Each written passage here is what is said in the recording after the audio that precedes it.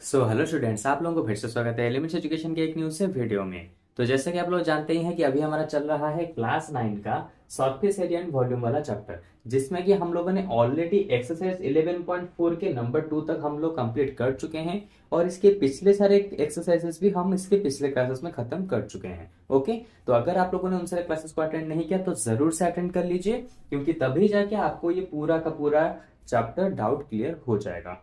Okay, तो चलो आज हम स्टार्ट करेंगे नंबर 3 वाले क्वेश्चन से। तो देखो, नंबर 3 वाले क्वेश्चन में उसने क्या दिया है, the diameter of A metallic ball is 4.2 centimetre. ठीक है, एक इस तरह का मेटालिक बॉल दिया है जिसका डायमीटर दिया है 4.2 सेंटीमीटर। तो इसका मतलब इसका रेडियस कितना हो जाएगा, 4.2 बाई 2 यानी कि 2.1 सेंटीमीटर।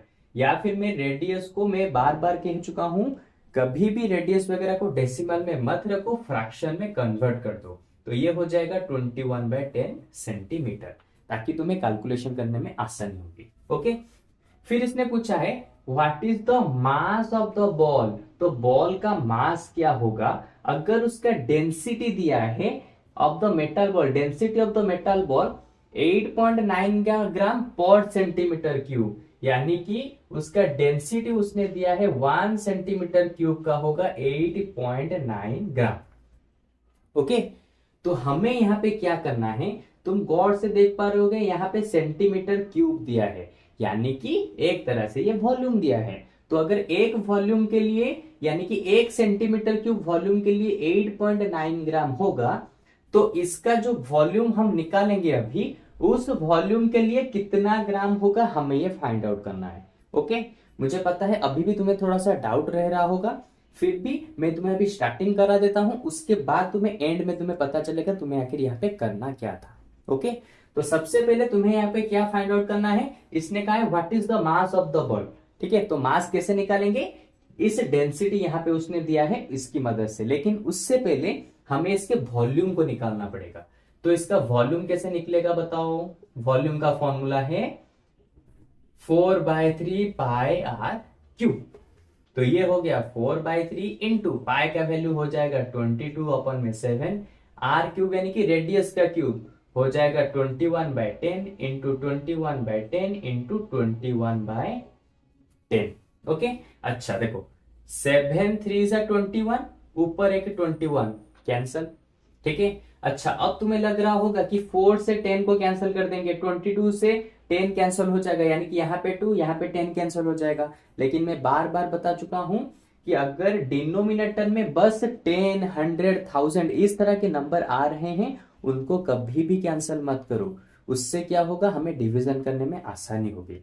अगर तुम अभी यहाँ पे कैंसिल कर देते हो तो तुम्हें आगे चल के ये ऊपर वाला तो मल्टीप्लाई करना ही पड़ेगा, फिर तुम्हें डिवाइड भी करना पड़ेगा, यानी कि डिवीजन भी करना पड़ेगा। लेकिन अगर तुम इस नीचे वाले डिनोमिनेटर में 10 100 वगैरह को नहीं कैंसिल करते, तो तुम्हें आगे चल के डिवीजन करने की जरूरत नहीं, बस ऊपर वाले को मल्टीप्लिकेशन करते ही काम हो जाएगा। ओके, अच्छा अब देखो 4 इंटू 22, तो ये हो जाएगा 88 इंटू 21 इंटू 21, तो 21 से 21 को मल्टीप्लाई करो, 1 1 जा 1, 1 2 जा 2, 2 1 जा 2, 2 2 जा 4, 1 4 4 1, तो ये हो गया 4 4 1 डिवाइडेड बाय 10 इंटू 10 इंटू 10 यानी कि 1000। ठीक है, अच्छा तो 88 से 441 को अभी मल्टीप्लाई करते हैं। देखो 441 से 88 को मल्टीप्लाई करेंगे, 8 1 जा 8, 8 4 जा 32, 8 4 जा 32, ये 335, 8 1 जा 8, 8 4 जा 32, 8 4 जा 32, ये 35, ये हो गया 8, ये 0, ये हो गया 5 3 8, ये हो गया 8, ये हो गया 3। तो आंसर आ गया 38808 डिवाइडेड बाय 1000। और क्योंकि ये वाला वॉल्यूम है इसलिए यहां पे मैं लिखूंगा सेंटीमीटर का क्यूब। तो अब देखो, अब तुम अच्छे से समझ जाओगे कि अगर 1 सेंटीमीटर क्यूब के लिए इतना ग्राम हो रहा है, तो इतने सेंटीमीटर क्यूब के लिए कितना ग्राम होएगा, तुम इसको अच्छे से अभी समझ सकते हो। देखो 1 सेंटीमीटर क्यूब के लिए अगर इतना ग्राम है, तो इतने सेंटीमीटर क्यूब यानी कि 38808 डिवाइडेड बाय 1000 इंटू क्या हो जाएगा, यानी कि देखो कितना ग्राम होएगा। अगर 1 सेंटीमीटर क्यूब के लिए इतना ग्राम हो रहा है, तो अभी वॉल्यूम फाइंड करने के बाद ये जो यहाँ पे हमें सेंटीमीटर क्यूब निकला, तो इसके लिए कितना ग्राम होएगा। तुम इसको अच्छे से निकाल सकते हो। कैसे करेंगे? सिंपल, इस वाले को यहाँ पे मल्टीप्लाई कर दो, जिससे कि तुम्हारा यहाँ पे आंसर निकल जाए। तो मैं यहाँ पे लिख देता हूं 8.9, 8.9 यानी कि 89/10। अच्छा, तो देखो नीचे तो आ जाएगा 1, उसके साथ 4 टाइम्स 0, ऊपर हम मल्टीप्लाई कर देंगे। देखो 38808, 38808 इंटू 89। अच्छा, अब देखो 9 8 जा 72, ये हो गया 7, 9 0 से 0 प्लस 7 हो गया 7, उसके बाद 9 8 जा 72, 9 8 जा 72, ये 7 हो गया 79, 9 3 जा 27, 27 ये 7 हो गया 34। तो 9 का काम खत्म। अच्छा, अभी आ जाएगा 8, 8 8 जा 64, ये 6, 8 0 जा 0, ये 6, 8 8 जा हो गया 64, 8 8 जा 64, ये 6 70, 8 3 जा 24, ये 7 31। तो ये हो गया 2, ये हो गया 1, ये 1, ये 9, ये हो गया 3 और ये 1, ये हो गया 4 और 0 और ऊपर 1, तो हो गया 5, ये हो गया 4, ये हो गया 3। तो यहाँ पे आंसर आ गया 3 4 5 3 9 1 2। ओके, और क्योंकि हमने डिनोमिनेटर को अभी तक जो 10 100 वाले थे उनको सॉल्व नहीं किया, तो इसलिए मैं इनको इजीली यहाँ पे लिख सकता हूं 4 टाइम्स, यानी कि 4 नंबर्स को छोड़ दो, 1 2 3 4, यानी कि आ जाएगा 345.3912 ग्राम। देखा कितना इजीली हमारा यहाँ पे नंबर 3 क्वेश्चन का आंसर निकल गया। ठीक है, अच्छा तो अब चलते हैं नंबर 4 वाले क्वेश्चन की तरफ। तो सबसे पहले मैं इसको यहाँ पे इरेज कर देता हूं और चलते हैं नंबर 4 वाले क्वेश्चन की तरफ। और इसके साथ मैं इस आंसर को भी अभी चेक कर देता हूं कि बुक के पीछे आंसर क्या दिया है। अगर गलत होगा तो मैं अभी तुम्हें बता दूंगा कि कौन सा वाला मैंने यहाँ पे थोड़ा सा मिस्टेक हुआ होगा, अगर गलत हुआ होगा तो। ठीक है, क्योंकि यहाँ पे जो बड़े बड़े मल्टीप्लिकेशन होते हैं वहां पे थोड़ी सी भी मिस्टेक हो जाए एक नंबर से तो पूरा आंसर गलत आ जाता है। तो इसमें मेन चीज यही है कि तुम्हारा मल्टीप्लिकेशन डिवीजन अच्छे से होना चाहिए। ओके, तो चलो अब मैं इरेज करके नंबर 4 वाले क्वेश्चन को लिख देता हूं, और कहीं पे अगर इसमें गलत होगा तो तुम्हें वहां पे बता भी दूंगा कि कहां पे गलत हुआ होएगा। ओके, तो चलो नंबर 3 वाला क्वेश्चन का आंसर मैंने चेक कर लिया, वो पूरा ही सही है, उसमें कुछ भी गलत नहीं है। ओके, तो अब चलते हैं हमारे नंबर 4 वाले क्वेश्चन की तरफ। तो नंबर 4 वाले क्वेश्चन में उसने क्या दिया है, the diameter of the moon is approximately 1/4 of the diameter of the earth. तो इसने यहां तक जो कहा है उसको सबसे पहले मैं समझा देता हूं। मान लो ये वाला है मून और ये वाला है हमारा अर्थ। ठीक है, इसके रेडियस को मान लेता हूं मैं स्मॉल आर और इसके रेडियस को मान लेता हूं मैं कैपिटल आर। ओके, तो अगर इसका रेडियस है स्मॉल आर तो इसका डायमीटर कितना हो जाएगा, इसका डायमीटर हो जाएगा 2 इंटू स्मॉल आर। उसी तरह से इसका डायमीटर हो जाएगा 2 इंटू कैपिटल आर। ओके, यहां तक तो समझ गए, बहुत ही इजी था।